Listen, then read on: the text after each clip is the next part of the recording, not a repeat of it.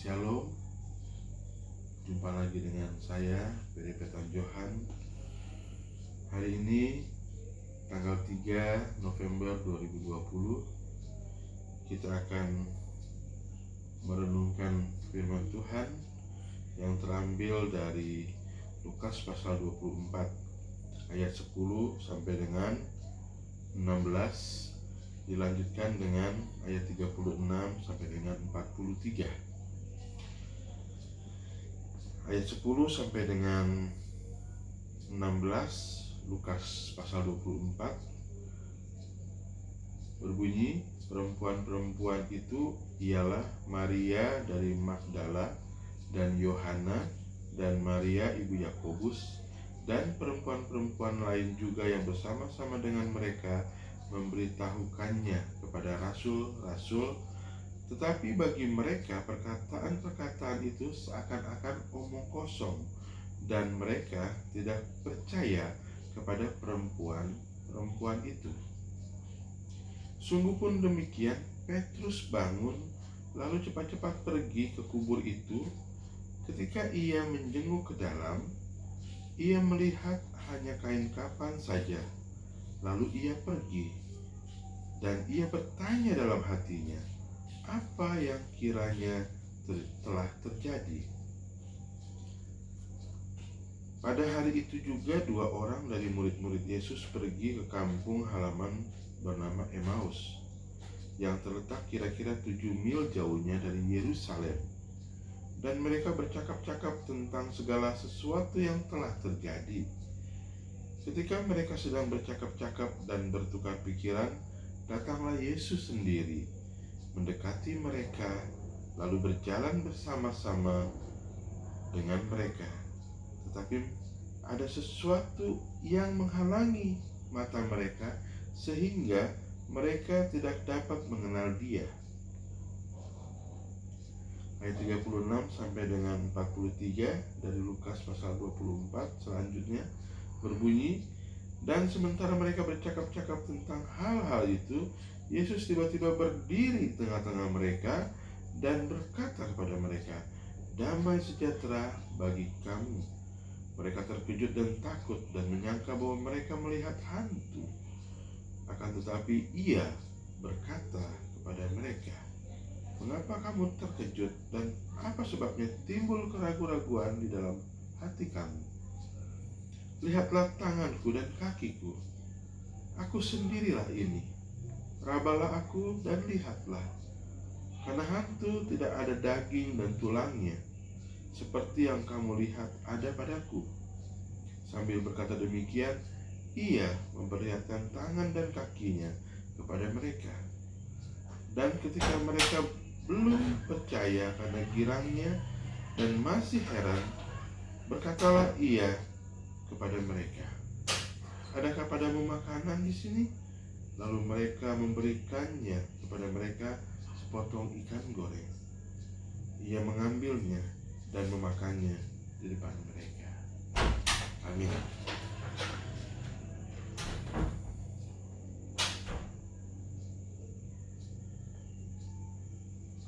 Saudara-saudara yang terkasih, renungan pada hari ini tanggal 3 November 2020,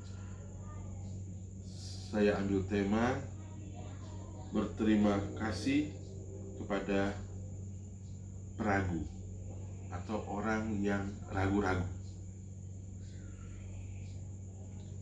Nats yang diambil dari Matius 28 ayat 17 yang berbunyi, ketika melihat Dia, mereka menyembahnya, tetapi beberapa orang ragu-ragu. Saudara-saudara yang terkasih, murid-murid Yesus tidak mudah percaya saat mendengar kesaksian beberapa perempuan yang baru saja melihat kubur kosong. Dalam Lukas 24 ayat 11 dikatakan mereka tidak percaya kepada perempuan-perempuan itu. Sama seperti kita, jika ada sesuatu hal yang di luar logika kita, seringkali kita langsung beranggapan bahwa itu adalah hal yang tidak benar, hal yang patut diragukan kebenarannya.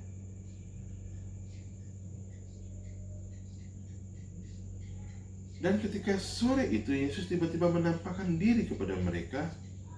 Pada ayat 41 dari Lukas pasal 24 tadi dikatakan mereka belum percaya karena girangnya dan masih heran.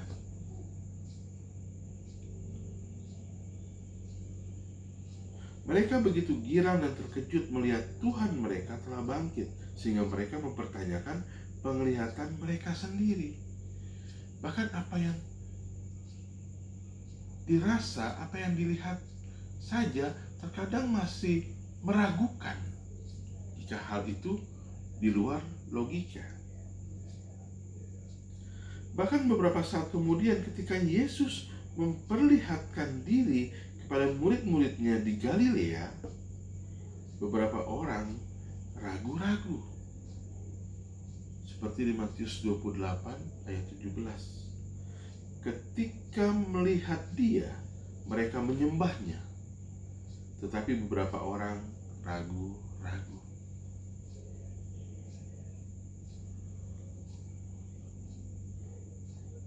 Padahal di antara mereka ini termasuk beberapa pengikut Yesus yang menyaksikan juru selamat yang bangkit untuk pertama kalinya. Dikatakan sebelum menyembahnya, mereka harus meyakinkan diri bahwa mereka tidak sedang melihat hantu.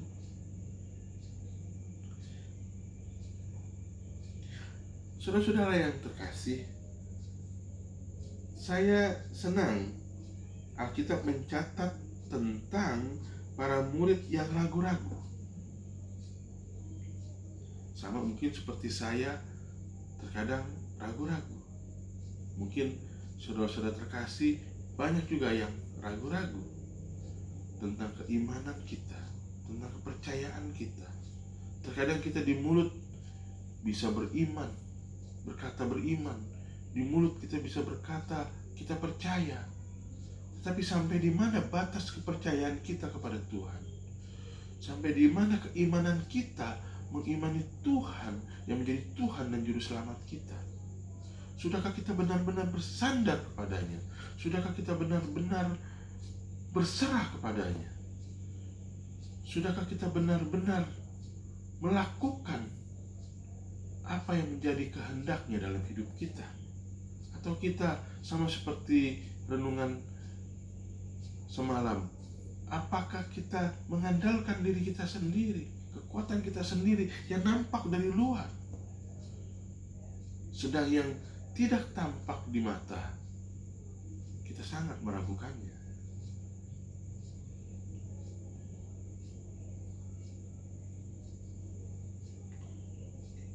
Sekali lagi saya katakan bahwa saya senang Alkitab mencatat tentang para murid yang ragu-ragu.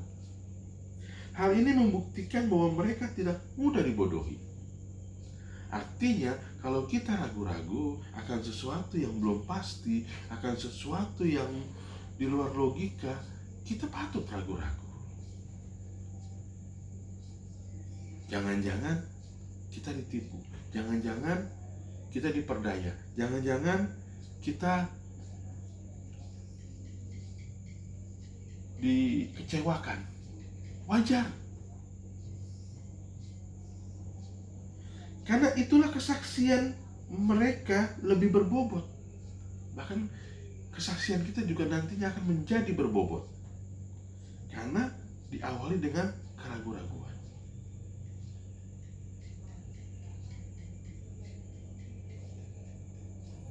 Keinginan mereka yang besar untuk mendapatkan bukti yang kuat meyakinkan kita bahwa Yesus benar-benar bangkit dari kematian. Awalnya ragu, tetapi setelah kita melihat, kita merasakan, bahkan kita masuk ke dalam keraguan-raguan itu untuk melihat apa sesungguhnya kebenaran yang terjadi, maka kita akan memiliki keyakinan yang kuat di dalamnya.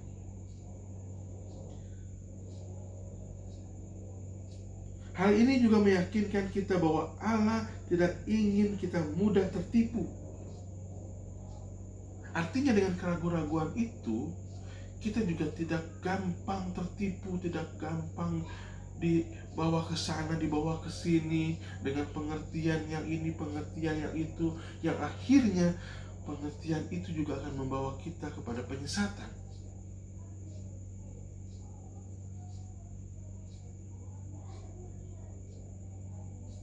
Jadi melalui keraguan-raguan, dia hendak menumbuhkan iman yang kuat.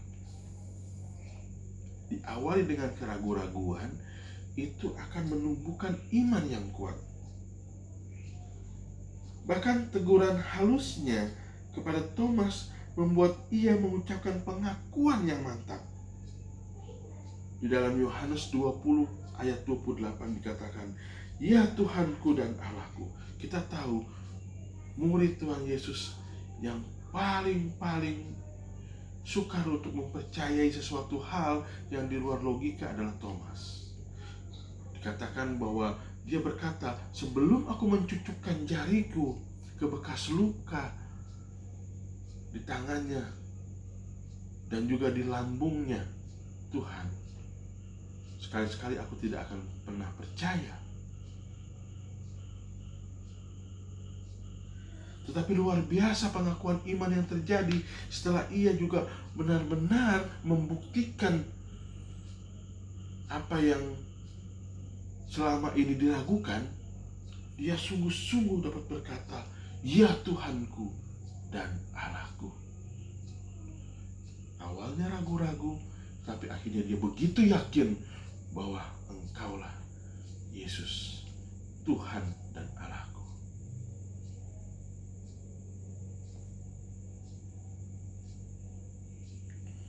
Sekali lagi saya berterima kasih kepada orang-orang yang dulunya ragu-ragu, tetapi akhirnya dia percaya, dia melihat kemuliaan Tuhan, kebesaran Tuhan dalam hidupnya. Lalu bagaimana dengan kita semua? Bagaimana dengan saudara-saudara terkasih? Ingat, keraguan-raguan yang jujur dapat menjadi langkah pertama menuju iman yang kuat. Sekali lagi, keraguan-raguan yang jujur, garis bawah ya, keraguan-raguan yang jujur dapat menjadi langkah pertama menuju iman yang kuat.